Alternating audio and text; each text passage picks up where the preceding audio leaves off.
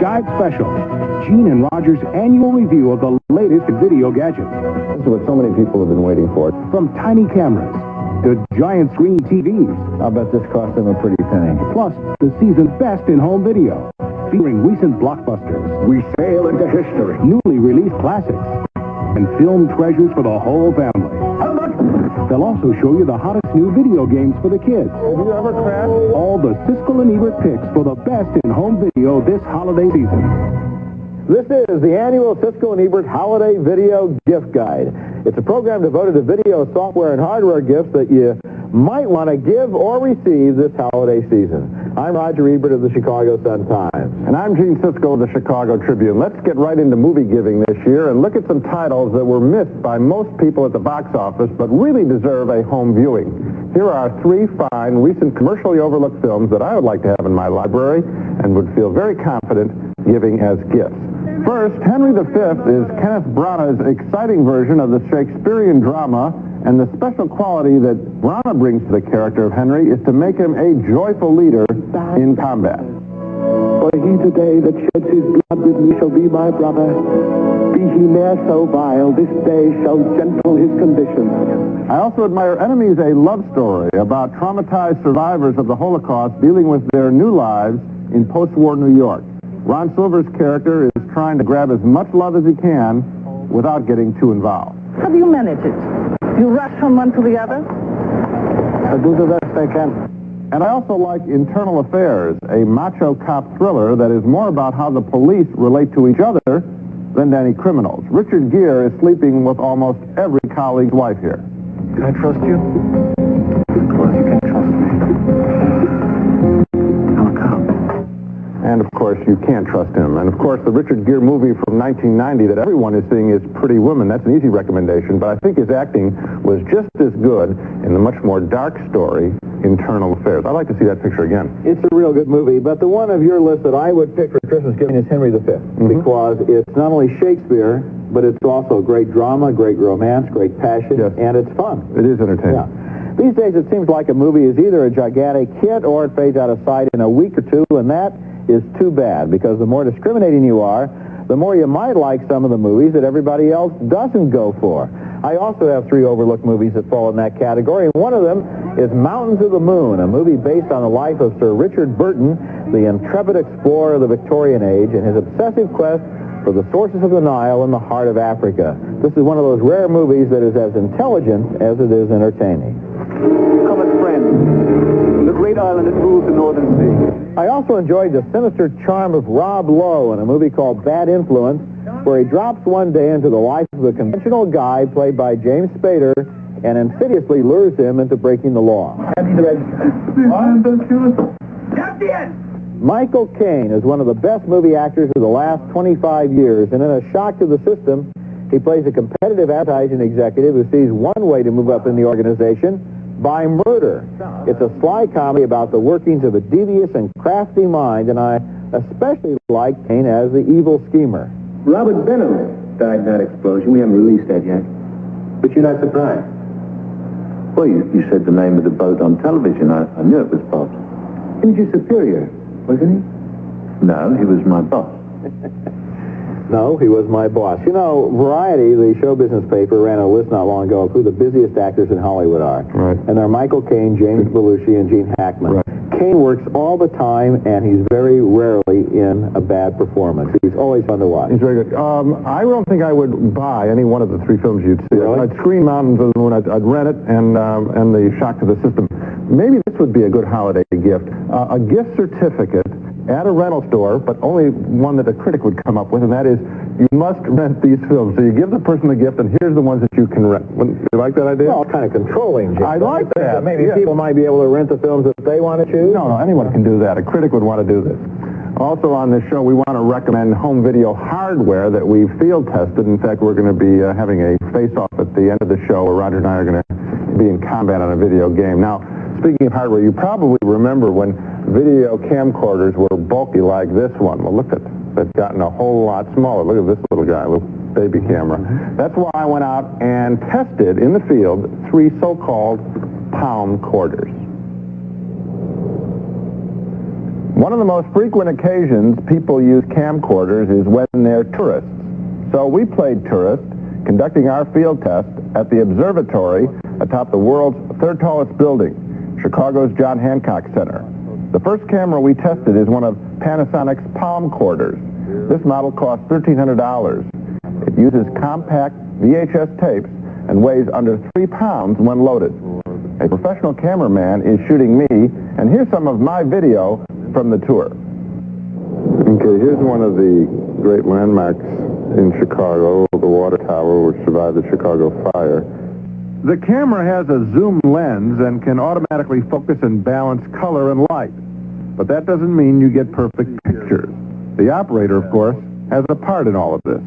There is a building that is actually taller in Chicago. It is the world's tallest building, and that's the Sears Tower. How could I portray this in a more interesting way? I mean, I could tilt. This won't work? No, it's sideways. You know, the building will be like this if you do it on TV. Like it You can't tilt. It's a lens, you know. I promise you won't tell anyone that I didn't know that. One thing this palmcorder can help you with is steadying your shots.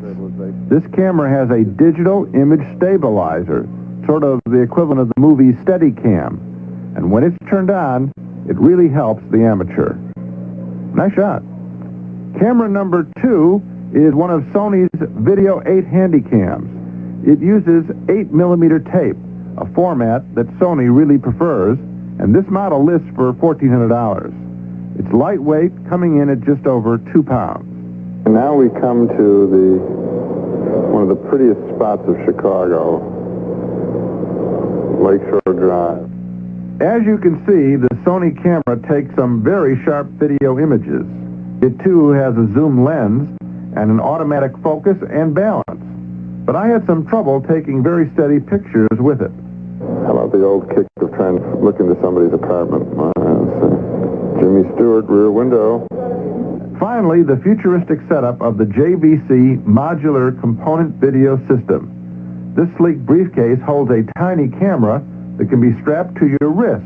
You could use it for surreptitious shooting, or how about when you're skiing or skydiving?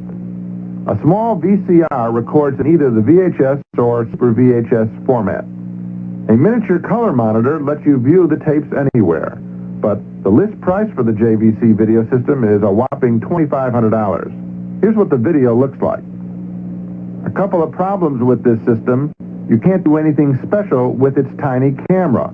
The focus is fixed, and there's no zoom lens. Well, if I could buy only one, it would be this Sony, the one with this adjustable viewfinder like this. It has a terrific lens, a widescreen view when you look through the viewfinder, but I also like that stabilizing feature in the Panasonic. I think, Roger, if I could develop a camera, it would be this camera with that built-in stabilizer, because I am tired, I'm sure you are, of these herky-jerky shots. Yeah. I have never owned a video camera, and I've resisted it because it always seemed to me like you'd be having to lug this thing everywhere, and it gets in between you and whatever experience you're having. That's exactly right. Is this less obtrusive, let's say, at a family gathering or something? It is. It is. I mean, it's in your power.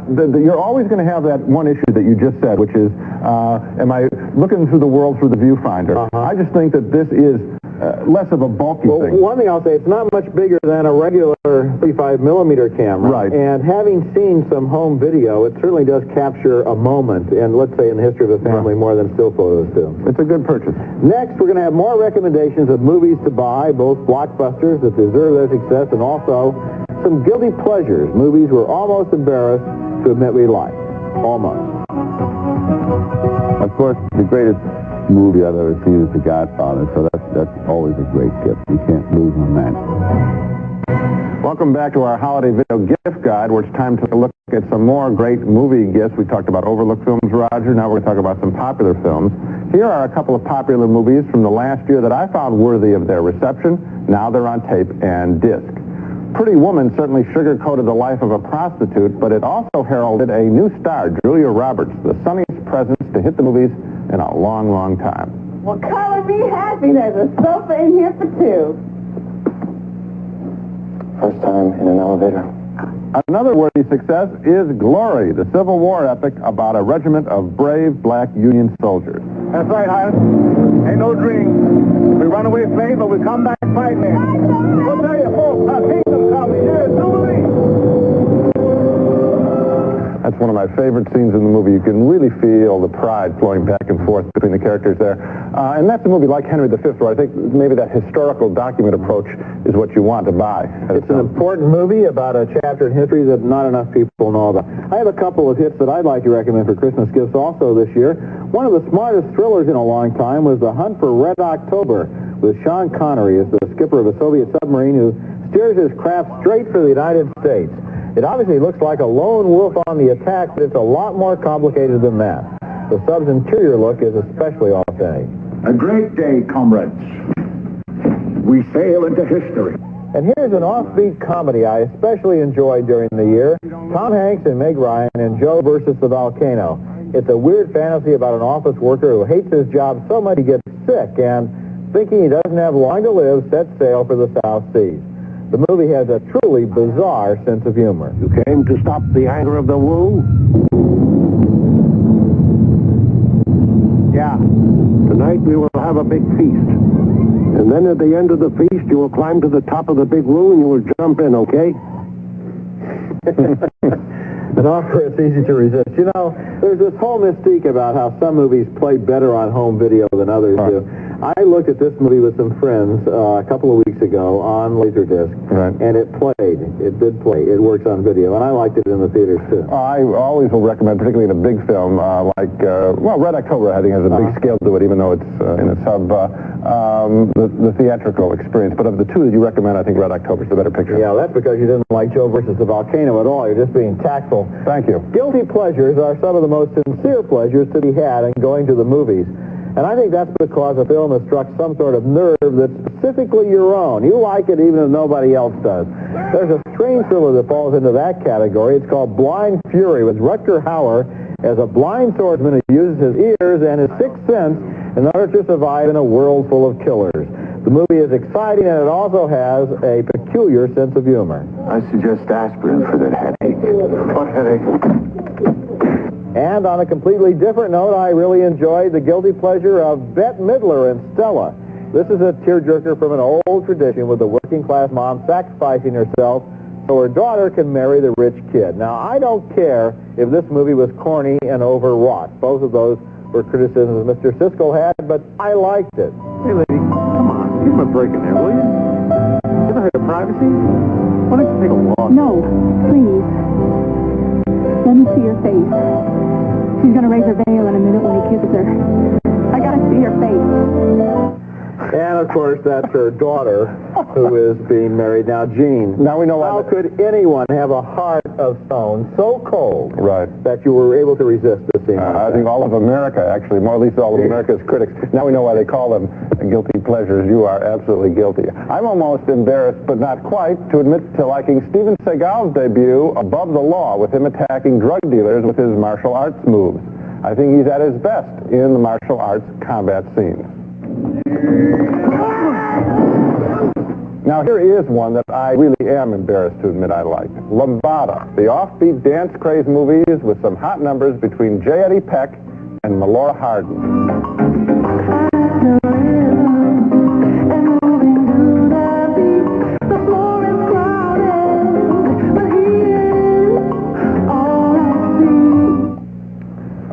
No Fred and Ginger, but J. Eddie and Melora. How about that? I really actually enjoyed this picture. This is the movie that had the goofiest finale of the year, or maybe any year. It turns out that there isn't a dance contest at the end. There's a trigonometry contest at the end between high school students. They looked like they were in high school, didn't they, Roger? Sure. Yeah. It was like two different movies were spliced together, and I thought the combination was hilarious. Maybe you just want to rent this one rather than buy it. But my memory may fail me, but I think when we first reviewed this film, I thought the combination was hilarious, and you were saying that it was uplifting and educational and made you feel good. No. I was sitting in the theater, and I found myself captivated. It was like watching a train wreck, and it was funny. Well, when you were captivated, you should have, blown a whistle or something. They would have come in and rescued you. Big screen TV used to look pretty bad, but now it looks pretty good, and a lot of people are installing larger and larger screens in their home media rooms. We'll look at those systems when we come back, and later in the program we'll select some of our favorite video gifts, tapes of old television shows. I would like all the video of the films that Charlie Chaplin did. I mean, Charlie Chaplin was a genius. And I would like to have these films because I would like to show them all to my own children. This looks like a pretty big television picture, but a lot of media rooms around the country have even larger ones. A few years ago, big screen TVs looked pretty bad. Remember those awful screens in sports bars where you had to stand in exactly one place? They were all curved. Yeah, otherwise you couldn't see the picture. Today, it's entirely different. Today's screen TVs are so much better that some of them even look like 16-millimeter movies, and you can even sit way over to one side and still see the picture. There are two approaches to a big television picture. Rear projection television sets, which sit on the floor in front of you and go up to about 60 inches, and front projection TVs, where the picture is projected onto a screen, just like at the movies. We asked home video expert Fred Thomas to take us on a tour of one home media room where the picture measures 120 inches. It's a cold and rainy day in the country, but this house is ready to block out the chilly view and open up a new visual horizon. Welcome to a state-of-the-art home media center where electronics expert Fred Thomas has designed the ultimate in living room theater. With a screen that delivers a 10-foot diagonal picture, a television projector secured to the ceiling, and the latest in audio and video components, this room is an example of the growing popularity of home theater systems. Rooms that give their owners private screenings to rival the setups of millionaire movie moguls. Now, why are there 4 speakers underneath the screen? Well, basically, you'd only have to have one if you really wanted to have one. It's a center channel speaker. It is designed strictly for dialogue with some music in it. But because of the size of this room, because of the size of the screen and our objective here, we used 4 speakers instead of 1. Perhaps the most important part of this setup is all these speakers, which help bring home one of a movie theater's most important qualities, surround sound. When you're at the movies, you probably don't notice where certain sounds are coming from, but dialogue comes from speakers behind or under the screen, up in front, so it appears like it's coming from the people talking on the screen. Music or sound effects often come from the speakers along the side or the back of the room. And if a sound moves across the screen, it can also be moved across the room using these special systems. That special movie sound can also be reproduced at home. So when this person is speaking to you from the screen, his voice should not be coming from the left or the right speaker, or, for that matter, from the rear. It should be coming from the center. When you start with source material, like a videotape or a laser disc, is that encoded so it knows that there are center speakers as well as side speakers? Yes. Laser discs and Super VHS tapes are fed through a series of components to bring this room its superb movie theater feel. Fred and I sat down to watch some great old movies on this modern system, and I ought to tell you that watching it now on television, you probably can't see the wonderful colors of Meet Me in St. Louis or the incredible sharpness of the black and white Hitchcock classic Notorious. But when you turn out the lights in a room like this, it truly looks, sounds, and feels like a movie theater. After the movies, Fred and I discussed the costs and concerns involved in making your own home viewing area. What would a high-end system like this cost somebody? The equipment alone with the labor to hang the projector and all the wiring and everything else was about $25,000. And it represents absolutely a state-of-the-art system today. Let's put together a hypothetical low-cost package. How much can you do for somebody, and how much does their budget have to be? Well, let's start with the TV. Okay. If they're willing to invest anywhere between, let's say, $1,500 and $2,500, they can buy a very nice rear projection television set. Then, as far as the sound system is concerned, they can make use of part of their existing sound system if they want. If they have a good stereo system now that they're very happy with, they've already got their 2 front speakers. They can buy a surround decoder, or they can simply replace their existing receiver with a receiver that has Dolby Surround built into it and even has the amplifiers in it to drive a pair of rear channel speakers, which can be just an inexpensive set of bookshelf speakers to more expensive speakers, depending on your taste, and add a center channel. You then have a 5-speaker system by adding 2 rear speakers, a center channel speaker, and a receiver. And you haven't really spent more than, shall we say, an additional $1,200 to $1,500. If people could only make one change in their typical home system, what could they do to make the biggest possible improvement? I'd buy a laser disc player. And what would that do for you? automatically, right out of the gate, your picture improvement is at least 60 or 70% better. On your existing equipment, you'll notice an immediate change. Now, that's a pretty high-end system, and a lot of people don't have $25,000 or even $2,500 to invest in a giant screen TV. But one good thing about big screen TV, it is getting cheaper. Some TV projectors now cost as little as $3,000. The quality may not be as high, but the price is a lot lower. And then there's a man named Bill Bergfeld in Kansas City, Missouri, who has invented a system he calls Expand-A-View, which starts with your own 13-inch television set and uses lenses to magnify the picture and throw it on the wall or on a screen. His system costs as little as $1,200 or less if you throw it on the wall, and using a larger Sony monitor and a bigger screen, he's designed a system where you can look at letterbox videos minus the black bands at the top and bottom so that it feels like you're really looking at a widescreen picture. Just look at how much more movie you get on the wider screen here compared to the cropped, pan and scan version that's running on the screen at the right. The widescreen setup starts at $2,400. Okay, the tough question is, are you really recommending this Kansas City system? I would recommend it entirely on the basis of price. It is not as good as a nice overhead projector that puts a crisp big picture on the wall, but it's a lot cheaper. Right. What about this compared to the 40-inch set that a lot of people like? Once again, it's cheaper. So the whole thing is you get a pretty good picture for less money. If you spend more money, you're going to get a better picture. Whatever big screen system you end up with, the one thing you are going to want to invest in is Laserdisc, because on the big screen, the sharper quality of discs really pays off rather than takes. And now for some recommendations of movies that have been recently placed on Laserdisc and make use of that format beyond just having a sharper image and better sound. My favorite Steven Spielberg movie is Close Encounters of the Third Kind with Richard Dreyfuss, obsessed by an extraterrestrial visit. On Laserdisc, the film is now letterboxed so you can see the whole widescreen image.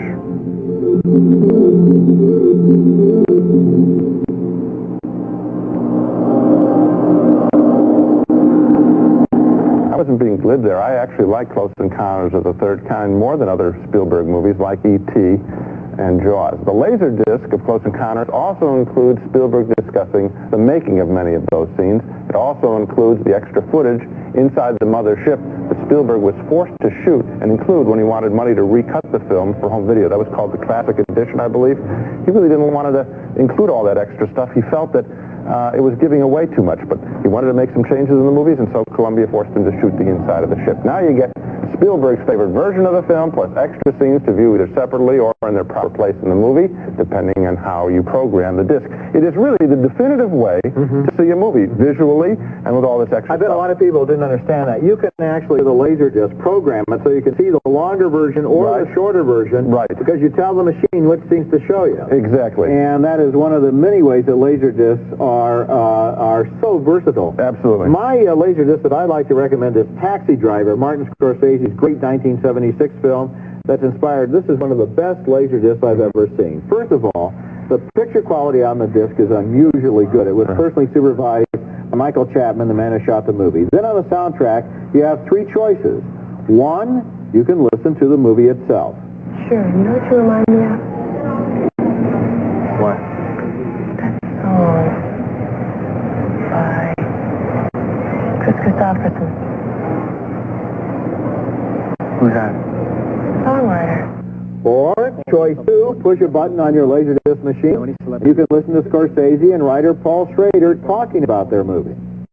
And he had no sense of fitting in with people. He says, I have to live a pure life. He's popping pills. My favorite line in the script is he says, a person should not live a life of morbid self-attention. That's all he does, live a life of morbid self-attention. Or choice three, push a button again and you can listen to only Bernard Herrmann's great musical score for the movie with no dialogue and no sound effects, just music.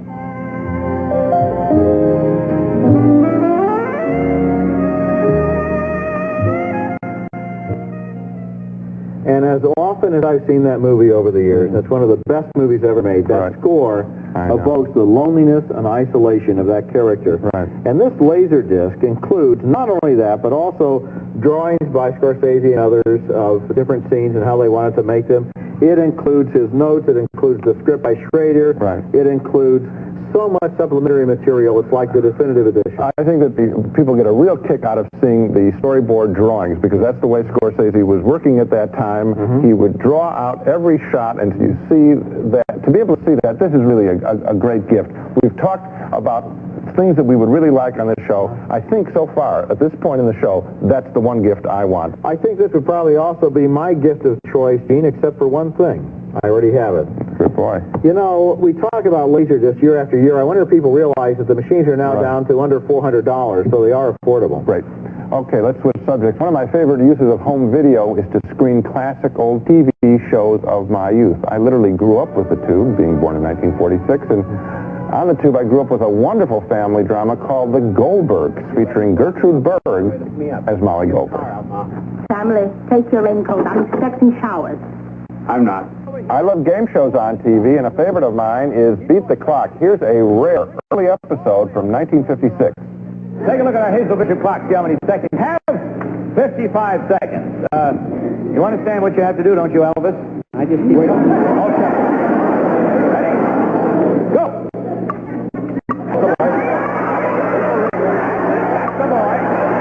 I love a lot of that shot. I like that it's a kind of racy, sadistic almost, and that shows all of the stunts were, and also that Bishop clock. Just slap the plug right on the front. They always did a lot of great things with shaving cream on that program. One of the strangest hit television shows of the 1950s has got to be the Kate Smith Hour, which featured Kate Smith singing a song, and then introducing two actors for a dramatic skit that had nothing to do with anything else, after which there would be a stand-up comedian and then Kate Smith singing a song again. In the Navy,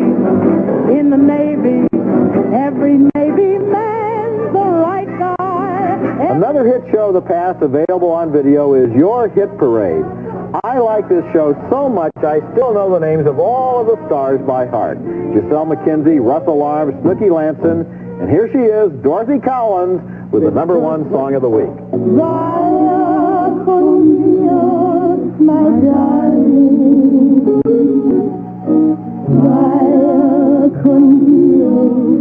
my love.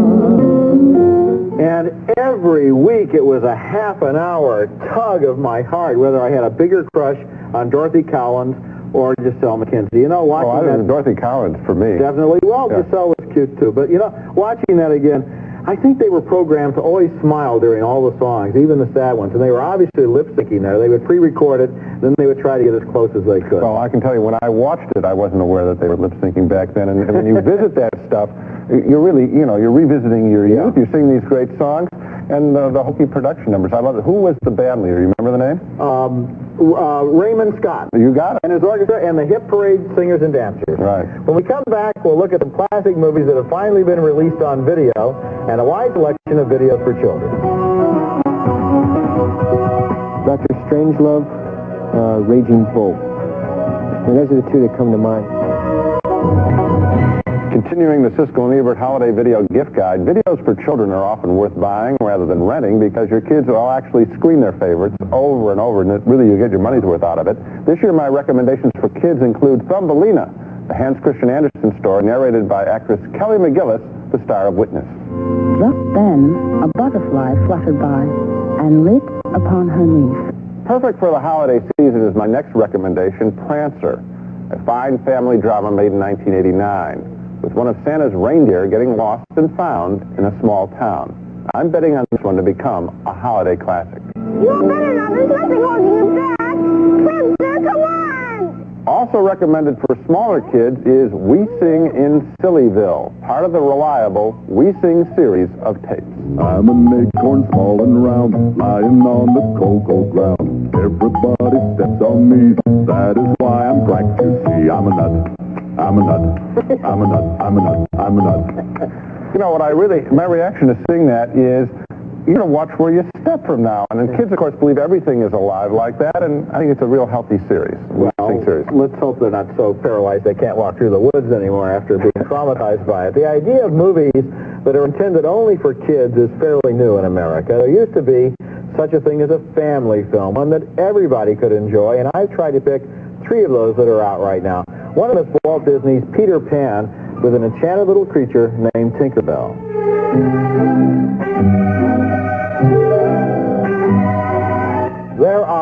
lot of different versions of Charles Dickens' classic A Christmas Carol around, but the very best one, I think, is the 1951 British version starring Alastair Sim as Scrooge. One of my personal favorite movies of recent years is Rob Reiner's The Princess Bride, a tongue-in-cheek fairy tale that works on one level for the kids and another level for adults, and both levels are wonderful. Who are you? No one of consequence. I must. Get used to disappointment. Okay. And the movie is full of cute, bizarre moments like that. Have you seen The Princess Bride recently? No, based on I'd like to see it again real soon. You'd be surprised how well it plays on video. I think it's going to be another movie like The Wizard of Oz that picks up steam over the years. It's a really fine movie for all ages. You know, Christmas Carol, your other recommendation, gets played a lot on free TV, a lot. The one I think, obviously, Peter Pan is one that you'll get your money's worth out of buying that film. That can play over and over. Our next category of holiday video gifts is aimed at classic films, movies we all remember which have not been available until recently on video. For example, the 1970 Jack Nicholson movie Five Easy Pieces, containing one of the most famous scenes in Nicholson's entire career. You want me to hold the chicken, huh? I want you to hold it between your knees. Another classic now on video is Howard Hawks' Red River from 1948, which tells the story of a great cattle drive in terms of the father-son love-hate relationship between John Wayne and Montgomery Clift. One of the best movies by the late, great British director Michael Powell was Black Narcissus, starring Deborah Kerr as a nun at a mission in the Himalayas. As you look at this spectacular shot here, it's hard to believe it's all special effects. Every foot of this film is shot in a studio in England.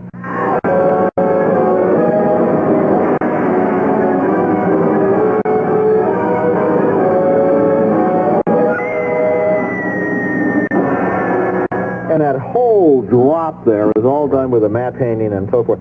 This movie is available on disc right now, and on the soundtrack, Martin Scorsese interviewing Michael Powell, the director, about how he made the film as they watch it together. I was impressed with just the clarity of the image we were getting there. I was looking at her shoes, the boots there, and the colors are very sharp, and that's, of course, because it's on Laserdisc. Now, one of my favorite films from the 1950s on tape and disc is Giant, the Texas oil picture, in which Rock Hudson and Elizabeth Taylor and young James Dean each give strong performances. Dean is particularly convincing as an older man late in the movie. You know, you could be the head lady of this part of the old country. You want to. If you married right, if you married the right man. Now out on disc and tape for sports fans is Kan Ichikawa's Tokyo Olympiad, his personal documentary of the 1960 Tokyo Olympics. Here in slow motion at the beginning of the film, we see Bob Hayes winning the 100-meter dash. Also recommended, Preston Sturges' wicked satire of small-town life, Hail the Conquering Hero, made in 1944, with Eddie Bracken being mistaken for a World War II combat hero.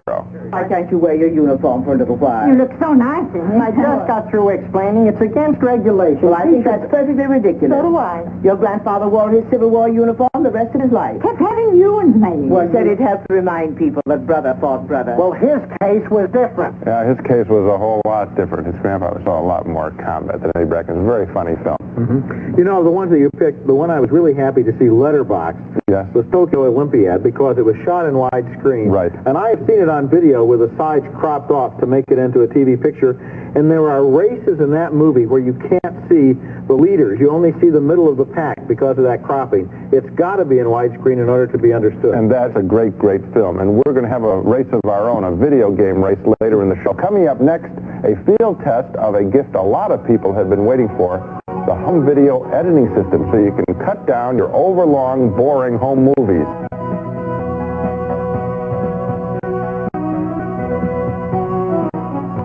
For Christmas, my choice of a gift for everybody in the world would be E.T. One of the most dreaded announcements you can make to guests is, would you like to see the slides from our recent trip? That'll clear the room, right, Raj? And here's another. Would you like to see the video of our recent trip, birthday party, or wedding? Everybody shoots too much tape, but there are products on the market now that help cut down your run-on movies to manageable size. They're called home editing systems, and recently I field tested two. You're looking at a Sony 8mm video cassette recorder, a machine that also functions as a home editing system. Its list price is $800. Why buy one? Well, let's look at some of that footage I shot earlier in the show, and you'll see how an editing system can help your home video collection. I start shaking the camera as I move off to something else. See that kind of thing? It looks like I'm being beat up. And then here is the shot that I like to go to next. Now let's get rid of the bad footage. The camera I used before is linked into the VCR deck and is serving as a playback machine. I copied the first good stretch of picture from my original camera tape onto my recording tape and decide where I want the scene to end, and then go back to my original tape to find the next good shot. I hit the edit button, and the machine makes a flawless cut between the scenes. Okay, I can tell even as I went back that I made my edit. I'm pretty excited right now. Okay, let's take a look. The edit is perfect. And there's the edit. Not even a jump or a flash of bad video like on so many older recorders or editing machines. Here's another deck that's the first of its kind, the Go Video Dual Deck VCR, a 2-in-1 VHS machine. Costs about $1,100. It could be used for copying VHS tapes, recording 2 different TV shows at the same time, and for some simple home editing. Okay, here's my shot of the Sears Tower, and I thought this was getting boring after a while, and so I thought, well, I'll just turn the camera on its side and I'll get a sort of horizontal look at it. Catastrophe for me and for the building. Let's fix it. Copy the first good shot of the Sears Tower from the camera tape in Deck 1 onto the recording tape in Deck 2. Fast forward through all that tilted footage I shot, and then make an edit to the wider shot of the Sears Tower. There's the Sears Tower right there, upright. In a second, we'll see the edit to the long shot. Right about there, where I was going to tilt it over, and there's the edit to the long shot. But look, the edit is not as clean and as neat as the one made on the Sony deck. Look at those red and blue lines in the center of the screen that flash during the edit. What that machine is really good for is for copying tapes. You have a favorite tape, favorite birthday party or something, copy that and give it to a friend. That's why you want the dual deck system. I think for editing, I would definitely buy this Sony 8mm system. The first one we looked at, it lists for about $800, which means it's a discount house will sell it for $650.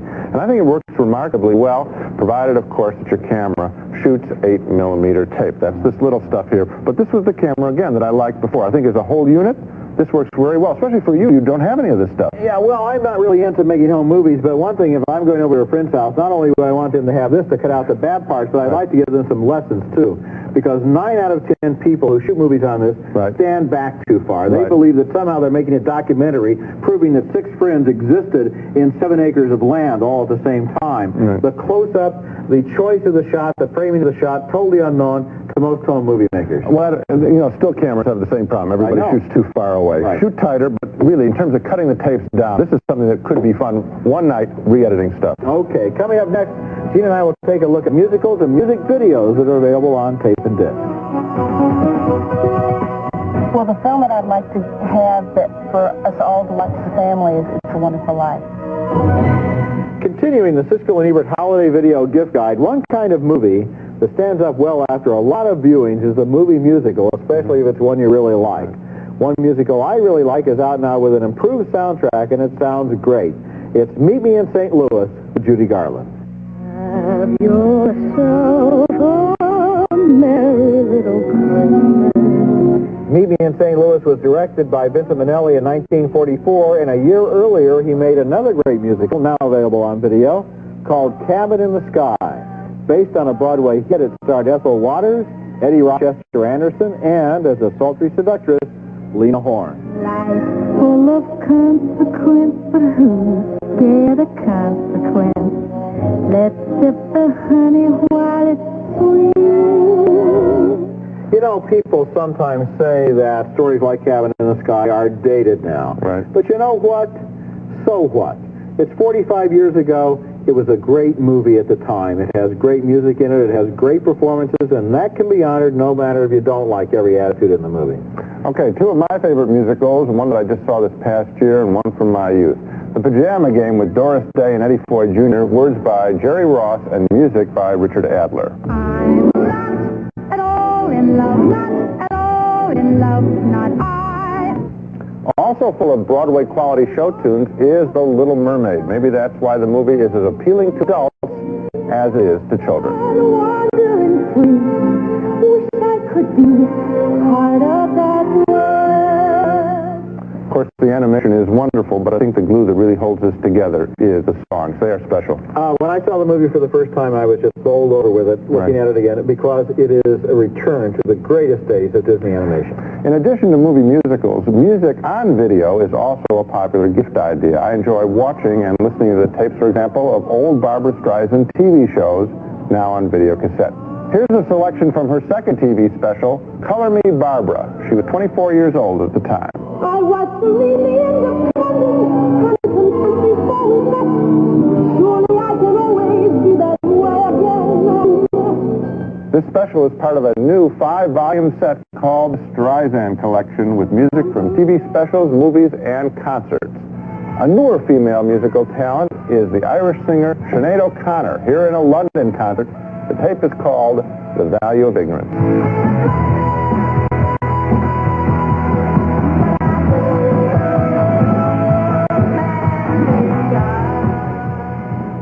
She's got a great voice. I don't think she needs that special video effect there. A little of that stuff goes a long way. I mean, she sounds so good, why make her look leprous? That's right. Posterization, it's called, and maybe we can all forget it. Leave your finger off that button.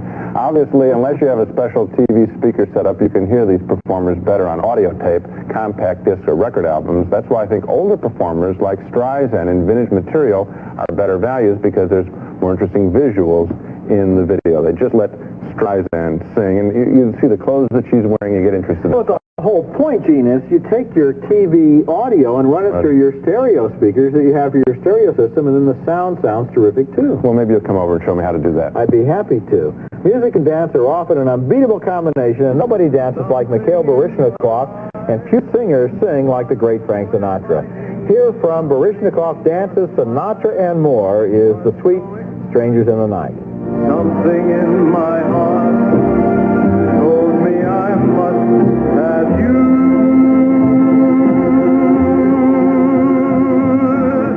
Another hot performer right now is Harry Connick Jr., whose Singin' and Swingin' combines some live performance footage with 5 of his music videos.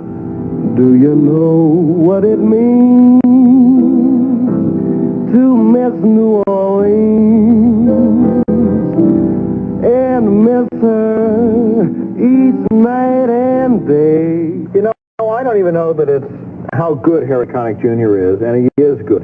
It's that we have such a nostalgia for that kind of music and that kind of voice, and it's hard to find that kind of music anymore. Well, that's why I think you have a good pick there with Sinatra. He does it all by himself. Yeah. Coming up next, that video game duel that Gene and I have been promising you. We're going to take a look at the high-tech video game system that is challenging Nintendo. We will compete on the field of TurboGrafx when we return. Ebert Holiday Video Gift Guide. Home video games were hot last year, and they're even hotter this year. These are the games you plug into your TV set and play, and recently they've grown a whole lot more sophisticated. The industry leader is Nintendo, but NEC is gaining ground with a video game system called TurboGrafx, which is built around a more advanced computer chip that produces better sound and better pictures and more sophisticated games. And Gina and I have a game here where we are going to race each other. He's in the white car. I'm on the green car. On the bottom? After I push the button, you'll be on top, and I'll be on bottom. That's the way I like it. Here we go. I'm going to hit the button, and are you ready to play? You got it, big boy. You played lots of hours on this, haven't you? We'll see if all that hard work's paid off. I played this game twice before right now, just like you. No. I've never played this particular game before. Have you ever crashed? Whoa, I hardly ever do. I'm very coordinated. You ever go, like, slower on purpose? No. You just go flat out all the way? Yeah. I kind of... Oh, that's 3. See, I take it more seriously than you. Yeah, I know. That's your problem. I'm much more competitive than you. I'm going to take time out from losing here to thank you for watching the Siskel and Ebert Holiday Video Gift Guide Special. As we always say this time of year, season screenings, everyone. Have a good one.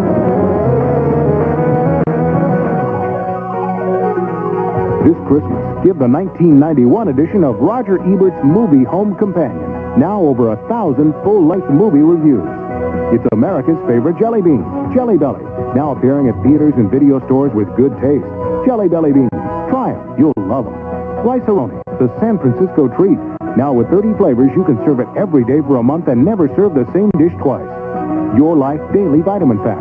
Each one a total daily vitamin system, specially formulated for a variety of lifestyles. I think this might be more relevant than the driver's test, where you're asking, what sign is triangular. Yeah, that doesn't come into play a whole lot in real life, does it? Not really, no. I think this is more valuable. Like, basically, I should have my license revoked. You know it's going to be Roger. You have time to go out for a sandwich. I'm finished. What are you doing? Are you still in the race? I'm diving. Why don't you get in the middle of the road? Unbelievable. Oh, unbelievable. What kind of music is this? Other than annoying. See, the thing is, it doesn't even take skill. You just have to figure out how to do it. Something that, let's see, look at this. I'm getting closer. You're getting closer, Roger 201, Gene 227. I beat you on every single lap. A special presentation.